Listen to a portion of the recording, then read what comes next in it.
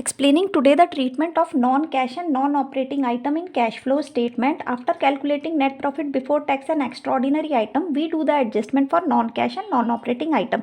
Non-cash items are those in which cash is not involved, and non-operating are those which are not related to operating activity, like they are related to financing or investing activity. For example, depreciation, goodwill and patent trademark amortized. In this, cash is not involved, but they have reduced our profit, so they are added back. Interest on bank OD, interest on borrowing, writing of underwriting commission, loss on sale of fixed assets, these items are not related to our operating activity, so but they have reduced our profit, so they are added back. Increase in provision for doubtful debt, again it is a non-cash expense, so it has reduced our profit, it is added back. These are non operating incomes which has increased our profit, so they are deducted.